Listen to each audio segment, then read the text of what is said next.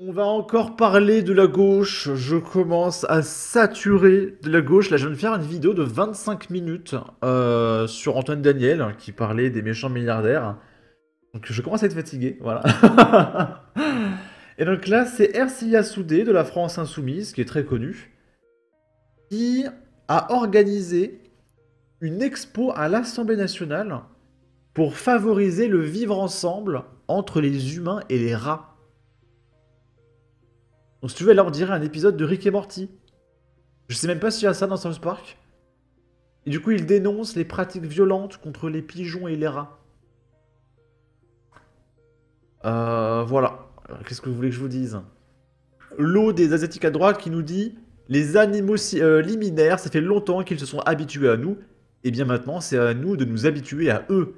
Il y a vraiment tout qui déconne dans leur idéologie à absolument tous les étages. Là, on a quelques affiches. Comme vous, je veux vivre et sentir les saisons traverser mon cœur. Oh. Je peux plus faire de blagues, je suis désolé, mais c'est trop. Là, on a un rat déguisé en genre Krishna de la religion hindoue. Statue en l'honneur des rats que j'ai imaginé après la visite. Ok. En 2012, l'équipe de chercheurs neuropsychopharmacologues. Putain, mais qu'est-ce qu'il écrit mal? Piork, Popik, Montraille, ouais, on s'en fout, j'arrive pas à lire. Bonsoir à toutes et tous. Et du coup là c'est un discours de Ercilia Soudé, voilà, qui nous parle des rats. Ah, attendez. Bonsoir à toutes et tous. Donc voilà, je suis à l'Assemblée et je viens de sortir du colloque qui est organisé par Anne Sambach-Terre-Noire, François Picmal et l'association PAZ, qui en fait défend les droits des animaux. Et donc c'était un colloque qui portait sur les animaux liminaires, c'est-à-dire les animaux qui vivent en ville, comme les rats, les pigeons. Et donc à cette occasion, j'ai eu le plaisir d'annoncer une proposition de loi que je vais déposer la semaine prochaine et qui a été co-signée par mes collègues LFI. C'est une proposition de loi qui vise à créer cette catégorie des animaux liminaires dans le Code de l'environnement et à interdire les méthodes létales et cruelles à l'encontre des pigeons, que ce soit les stérilisations chirurgicales ou le gazage. En fait, le message que je veux transmettre, c'est que les animaux liminaires, ça fait longtemps qu'ils se sont habitués à nous, et bien c'est à nous maintenant de nous habituer à eux et à faire en sorte que l'on puisse enfin cohabiter pacifiquement. Bonsoir à toutes et tous. Ok, bon le micro il a un peu déconné sur la fin. J'ai cru que mon casque m'avait lâché, mais non, c'est juste que la LFI est pas capable d'avoir un micro correct.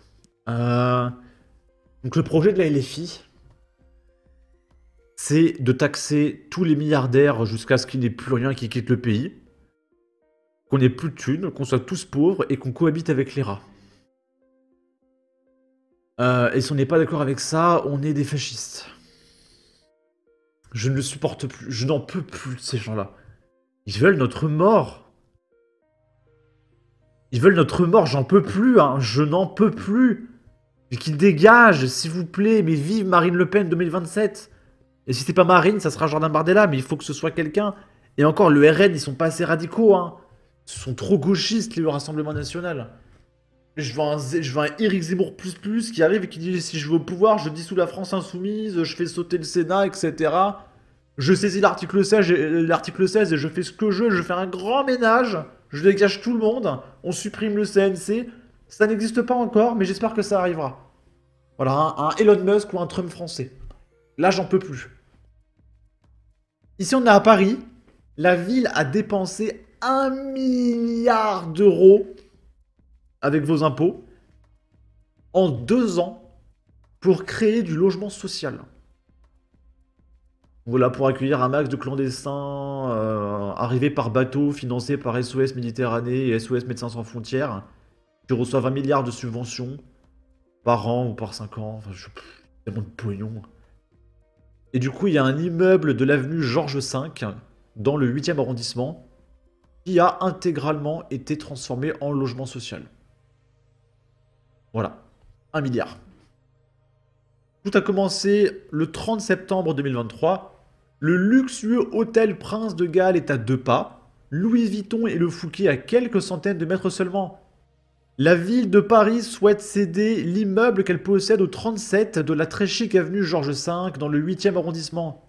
Ce, en vue d'y voir s'y installer un équipement de santé, des commerces et des logements, dont 70% de logements locatifs sociaux et 30% de logements libres. Donc en gros, dans cette ville, il y aura 70% de logements sociaux et 30% de mecs qui bossent. C'est cool. Ça va très bien se passer. Indique la mairie dans une délibération qui devrait être présentée lors du prochain conseil de Paris, prévu du mardi 3 au vendredi 6 octobre 2023. Et ensuite, on arrive au 12 décembre 2024, à l'approche du dernier conseil de Paris de l'exercice 2024, justement consacré à l'étude du budget de la ville pour l'année prochaine. Les travaux de l'immeuble numéro 37 de la chic avenue Georges V auront bien lieu prochainement. Nous glissons à l'hôtel de ville. Le jury d'architecture s'est réuni il y a quelques jours. Ce n'est pas trop tôt, diraient certains sur les bancs de l'opposition. D'ici à 2027, ce sont 23 logements sociaux avec marbre et moulure qui seront réalisés dans cet édifice érigé à la fin du 19e siècle. Racheté par la ville dès 2008 pour être cédé plus de 15 ans plus tard à Paris Habitat, le principal bailleur social de la municipalité, cet écrin situé dans l'un des quartiers les plus huppés de la capitale, s'inscrit dans la longue liste de biens immobiliers acquis ou préemptés par la ville de Paris et les bailleurs sociaux ces dernières années. Il faut dire que l'ambitieux objectif fixé par la mairie, d'atteindre 40% de logements publics d'ici à 2035, dont 30% de logements locatifs sociaux et 10% de logements abordables, nécessite une stratégie offensive et des investissements lourds. Le budget à disposition se scinde en deux. D'un côté, il y a le compte foncier logement qui permet à la ville d'acheter en direct avec l'argent des Français. De l'autre, les subventions, payées par les impôts des Français également, pour la création de logements sociaux par les bailleurs. Détaille Jacques Baudrier, adjoint du Parti communiste d'Anne Hidalgo, en charge du logement. En 2024, ces deux enveloppes totalisent environ 500 millions d'euros. C'est plus que le ministère du Logement qui dispose de 400 millions d'euros pour tout le pays. Mais bah, vous inquiétez pas, c'est gratuit, c'est les Français qui payent. Et on va terminer avec ce monsieur qui cohabite avec une population qu'on nous impose. Voilà.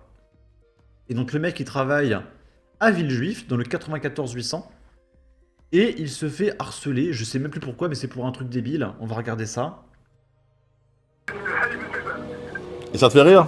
Ouais, et ça raccroche. Voilà tout le harcèlement que je subis du matin au soir. Et ce qui m'attriste le plus en réalité, c'est notre communauté qui fait ça. Si je fais pas ça, je ne peux pas rester tranquille. Lui, c'est Youssef, un Algérien qui fait face à un véritable acharnement sur les réseaux sociaux entre moqueries et insultes depuis quelques jours. Suite à des prix jugés trop élevés par certains, malheureusement cela dépasse le virtuel. Il reçoit plus d'une centaine d'appels par heure et certains vont jusqu'à le filmer à son insu. Alors, bah, c'est à cause du communisme que les prix montent. Parce qu'il faut payer.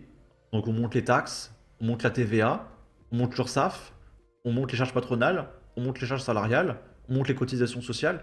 Donc il est obligé de faire exploser ses prix pour avoir un salaire correct. Merci le communisme, merci la gauche, merci Macron. alors qu'en réalité, Youssef Ça sera encore pire avec la gauche, préparez-vous.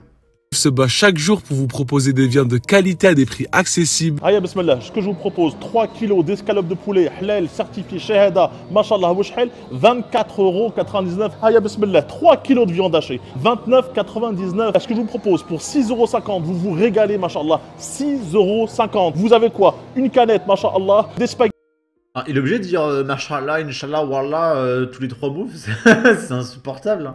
Spaghetti bolognaise faite avec cette viande hachée là, avec ça une cuisse de poulet, encore faim pour 2 € plus, t'as une brique, machallah, poulet, ou thon, ou viande hachée. Hayya bismillah, venez marhaba bik. En plus de ça, Youssef fait tout pour éviter le gaspillage, il ne jette rien. Chaque jour, les produits sont du jour. À 19h45, on débarrasse tout à moins 50 et Allah Ibarak, beaucoup de gens viennent pour ça. N'oubliez pas que l'harcèlement n'est pas banalisé. Vos messages haineux peuvent détruire des vies comme celle de ce père de famille. Allô? Salam, khoya. 9,99. Et ça te fait rire? Ouais, et ça raccroche. 9,99. Après, sachant que le soir il fait moins 50%, ça fait 5 €.